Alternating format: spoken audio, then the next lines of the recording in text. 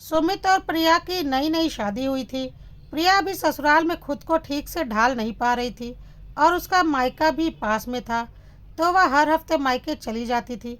शुरू के कुछ दिन तो सासू माँ को लगा कि अभी नई नई शादी हुई है, कोई बात नहीं, कुछ दिन लगता है ससुराल के अनुसार खुद को ढालने में।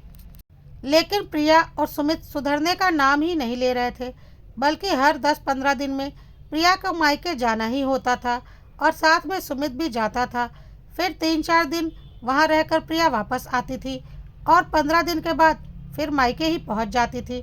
शादी के लगभग 6 महीने बीत चुके थे, लेकिन यही हाल बना हुआ था। देखा जाए तो सुमित के माता पिता ने काफ़ी कुछ बर्दाश्त कर रखा था, क्योंकि अगर वह कुछ बोलती या थोड़ी कड़ाई करती तो दुनिया उन्हें ही बदनाम कर देती कि देखो सास ससुर कितने जालिम हैं, बहू के ऊपर कितना अत्याचार कर रहे हैं। इसके बावजूद भी एक दो बार सुमित की माँ ने सुमित और प्रिया से बोला था कि अब प्रिया इस घर की बहू है और उसे अपना ससुराल देखना चाहिए, मायके कभी कभार जाना चाहिए। अब तो काफ़ी वक्त हो गया है शादी को, लेकिन यह बात बोलने के बाद इस बात का बहुत बड़ा बतंगड़ सुमित ने बना दिया था और घर में काफ़ी कलह मचा दिया था। सुमित की माँ ने काफ़ी सही शब्दों में सुमित और प्रिया को समझाने की कोशिश की थी, लेकिन वह एक जालिम सास साबित हो गई थी और उन्हें एक जालिम सास साबित करने में उनका बेटा ही सबसे आगे था। उन्होंने सुमित को अलग से भी समझाना चाहा कि देख सुमित, रोज़ रोज़ ससुराल जाएगा तो तेरी कोई इज्जत नहीं रह जाएगी। ससुराल में उसी दामाद की इज्जत होती है जो दामाद की तरह मेहमान बनकर कभी कभार ससुराल जाए। लेकिन सुमित तो प्रिया के प्यार में पागल था और प्रिया जब जैसा बोलती थी और जहाँ जाने बोलती थी वह हर वक्त तैयार रहता था। सुमित के पिताजी ने अब सुमित की माँ को साफ शब्दों में मना कर दिया था कि उन दोनों को अपनी ज़िंदगी जैसे जीनी है जीने दो, तुम बस हम दोनों के बारे में सोचो, वह दोनों मियाँ बीवी अपना देख लेंगे, तुम्हें उनके बीच में कुछ भी बोलने की ज़रूरत नहीं है।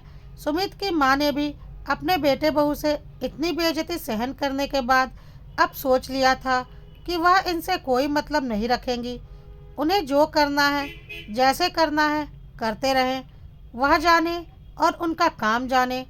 वैसे भी वह इस घर का इकलौता बेटा है, थोड़ा मनबड़ तो है ही। कोई बात नहीं, जिसमें खुश रहता है रहे, हमें क्या, 2 रोटी खाना है और ईश्वर भजन गाना है। अब सुमित और प्रिया की और मनमानी हो चुकी थी।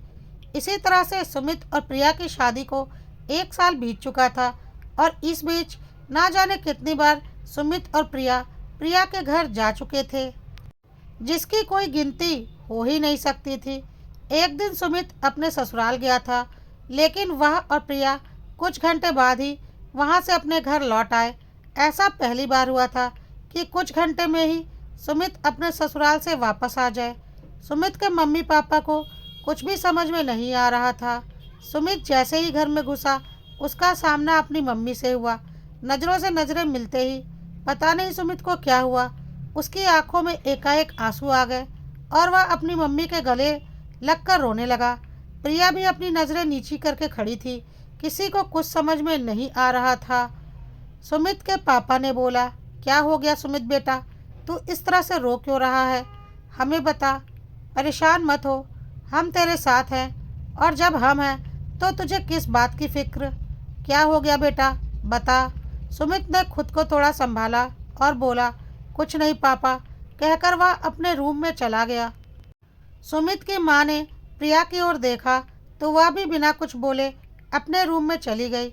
अभी उन लोगों ने सुमित और प्रिया से कोई भी बात ना करने की सोची और माहौल को थोड़ा शांत होने दिया। 1-2 दिन के बाद जब सुमित थोड़ा नॉर्मल हो गया तो सुमित के मम्मी पापा सुमित के कमरे में गए और पूछा, बेटा अगर कोई बात है तो तू हमें बता सकता है, हम तेरे माँ बाप हैं, चाहे कुछ भी हो जाए हर कदम पर हम तेरा साथ देंगे। सुमित अपनी मम्मी का हाथ अपने हाथों में लेकर बोलने लगा, मम्मी आप सही कहती थी, मुझसे बहुत बड़ी गलती हो गई। आप बोलती थी ना कि रोज़ रोज़ ससुराल जाएगा तो तेरी कोई इज्जत नहीं होगी, बिल्कुल सही बोला था आपने। अब मेरे ससुराल में कोई इज्जत नहीं है।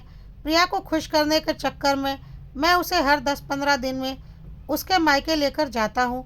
उसका यह नतीजा हुआ है कि मेरे ससुराल में मेरी और प्रिया की कोई इज्जत नहीं है।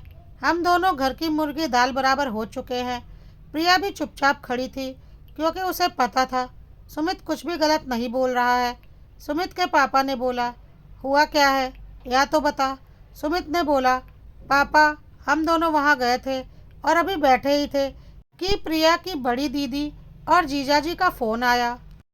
उन्होंने बोला कि वह लोग अपनी गाड़ी से बनारस घूमने जा रहे हैं।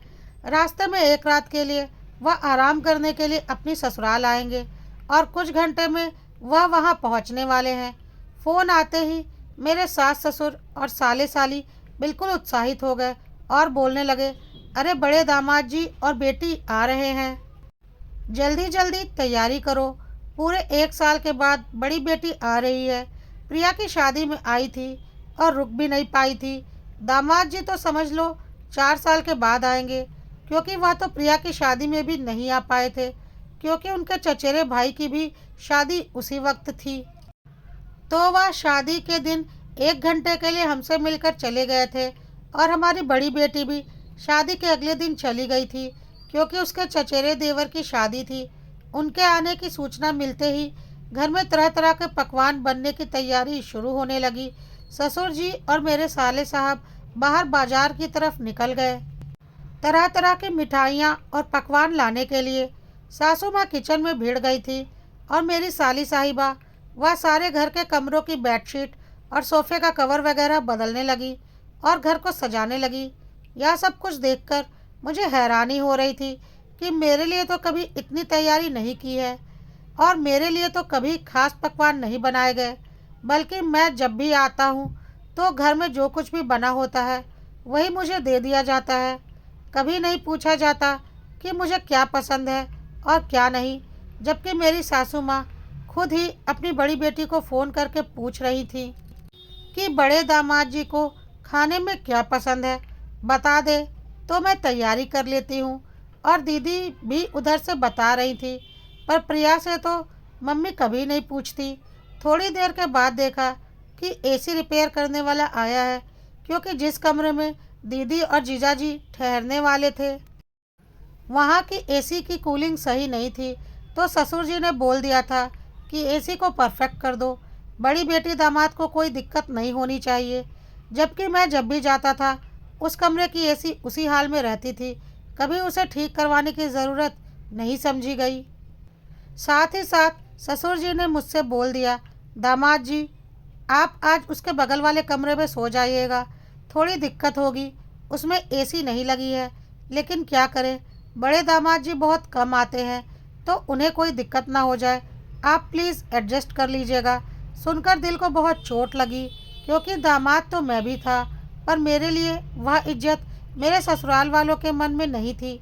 मेरा मन खराब हो गया और मैं किचन की तरफ पानी पीने के लिए चला गया।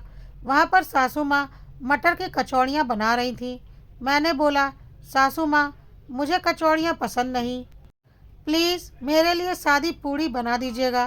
तो उन्होंने बोला, अरे दामाद जी यह कचौड़ी तो मैं बड़े दामाद जी के लिए बना रही हूँ, उनकी फेवरेट है, आप एक दिन एडजस्ट कर लीजिए।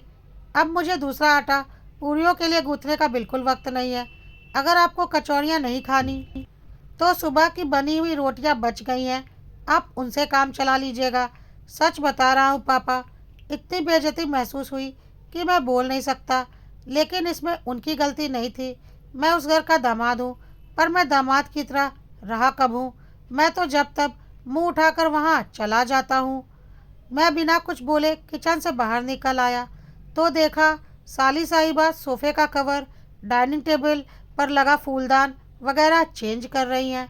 मैंने बोला, अरे इसे क्यों हटा रही हो, अच्छा तो लग रहा है।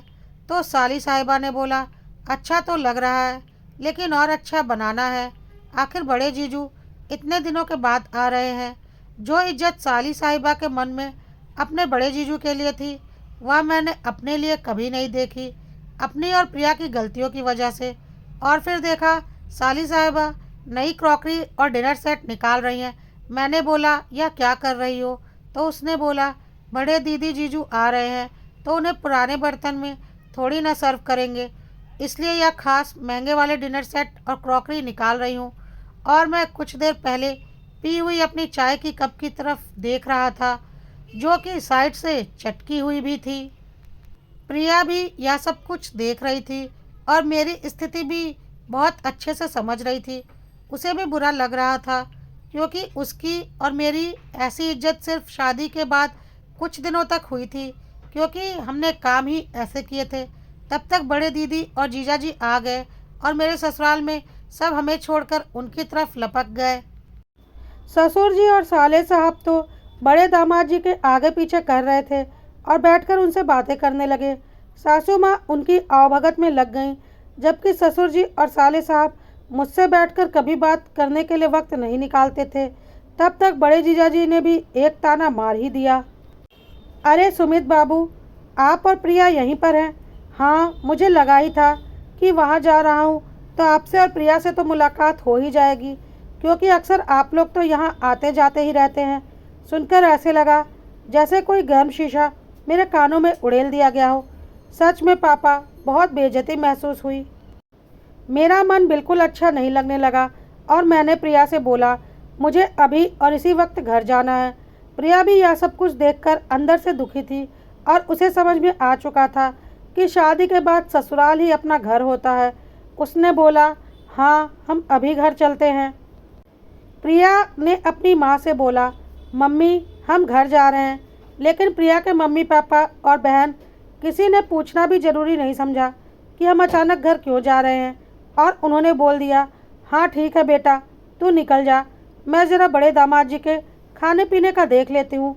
और हाँ, सुमित जी से बोलना कि ज़रा बगल की दुकान से 2 शगुन का लिफाफा लाकर मुझे दे दें। जाते वक्त बेटी और दामाद को शगुन का लिफाफा तो देना पड़ेगा ना। मैंने पापा से बोला था पर वह लाना भूल गए। बगल में तो दुकान है, सुमित ले आएंगे। सुनकर ऐसा लगा जैसे किसी ने बीच सड़क पर मुझे जूता मारा हो। मैं बिना कुछ बोले अपनी गाड़ी की तरफ बढ़ गया और प्रिया ने बोला, मम्मी, आप शगुन का लिफाफा अपने बेटे से मंगवा लो, आपके छोटे दामाद को वक्त नहीं है। कहकर वह मेरे साथ गाड़ी में बैठ गई। लेकिन इसमें गलती प्रिया के मम्मी पापा की नहीं है, गलती हमारी है। यह बात हम दोनों को समझ में आ चुकी है। इज्जत वहीं होती है जहां हम कभी कभार मेहमान बनकर जाएं। रहने के लिए अपना घर ही अपना होता है। पर यह गलती तो हम कर चुके हैं, लेकिन अब हम इस गलती को सुधार लेंगे। प्रिया ने बोला, मम्मी जी, पापा जी, मुझे माफ़ कर दीजिए। मैं आप लोगों के साथ मैंने बहुत गलत किया है।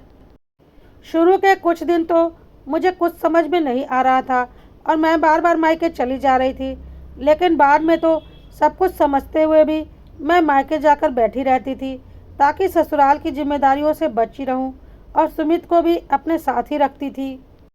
लेकिन आज उसका बहुत बड़ा खामियाजा मैंने अपनी और अपने पति की बेइज्जती के रूप में भुगत लिया है। आप लोग सही कहते थे और अब हमें अच्छे से समझ में आ गया है, अपनी इज्जत अपने हाथ में होती है और शादी के बाद मायका पराया हो जाता है और ससुराल अपना घर हो जाता है। अब आप लोगों को शिकायत का कोई मौका हमारी तरफ से नहीं मिलेगा। सुमित के मम्मी पापा ने प्रिया और सुमित को गले से लगा लिया और बोला, हमें तुमसे कोई गिला शिकवा नहीं है, क्योंकि तुम दोनों को वक्त ने तुम्हारी गलतियां दिखा दी और सुधार भी दिया। अब तुम्हें किसी बात के लिए शर्मिंदा होने की कोई ज़रूरत नहीं है। आराम से अपने घर में रहो। इस घर के इकलौते बेटे और बहू हो तुम दोनों, और हमारे बाद कल को इस घर और इस जायदाद के मालकिन तुम दोनों ही बनोगे। अपने घर में इज्जत के साथ रहो और कभी कभार किसी उत्सव या बुलावे पर मायके मेहमान बनकर जाओ। प्रिया और सुमित को सारी बातें अब समझ में आ चुकी थी। इसी बीच प्रिया की माँ का फ़ोन आया। बेटा, क्या बात है?